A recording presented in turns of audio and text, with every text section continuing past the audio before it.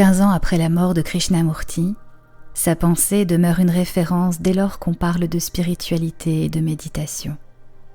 Loin de prétendre à fonder une église ou une secte, ce philosophe inclassable invite chacun de nous à prendre conscience des multiples conditionnements qui l'environnent, idéologies, croyances, modèles sociaux, etc., afin de s'en dégager et de trouver en lui-même la source de sa liberté.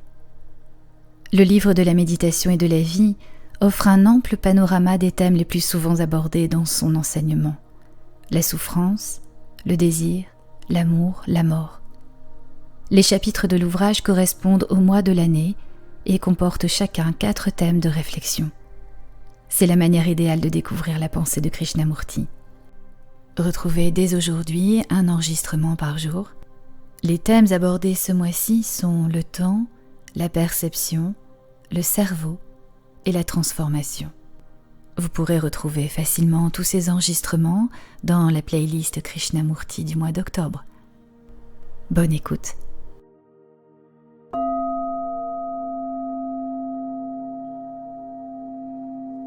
Le livre de la méditation et de la vie, Krishnamurti, 15 octobre.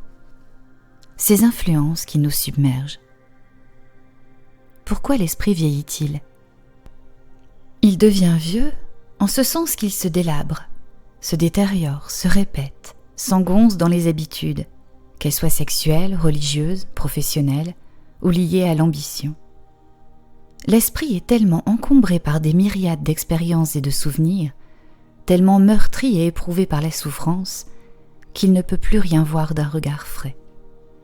Il ne sait que traduire ce qu'il voit en termes de souvenirs personnels, de conclusions, de formules, de notions d'emprunt. Il se plie à l'autorité. Il est devenu vieux. Les raisons de ce phénomène sont évidentes. Toute notre éducation privilégie la mémoire. Il y a aussi la communication de masse, par les journaux, la télévision. Il y a les professeurs qui donnent des conférences et répètent sans arrêt les mêmes choses jusqu'à ce que votre cerveau soit gavé de tous ces rabâchages, que vous recrachez au cours des examens, après quoi vous décrochez votre diplôme et le processus reprend. Travail, routine, répétition perpétuelle. Outre cela, il y a la lutte qui se joue en vous en termes d'ambition, avec toutes ces frustrations, et en termes de compétition, non seulement pour le travail, mais à propos de Dieu, du désir de s'en approcher, ou de savoir quel est le plus court chemin pour l'atteindre. Le résultat est donc qu'à force de pression, à force de stress, notre esprit est submergé par les influences, noyé dans la souffrance, consciemment et inconsciemment. Au lieu d'en faire bon usage, nous sommes en train d'user peu à peu notre esprit. Je vous retrouve demain avec plaisir pour une nouvelle lecture. Et si ce n'est pas déjà fait, merci de penser à vous abonner, à laisser un commentaire, à partager autour de vous, à liker. Ainsi vous soutenez la chaîne et l'encouragez. Belle journée, belle soirée, belle nuit.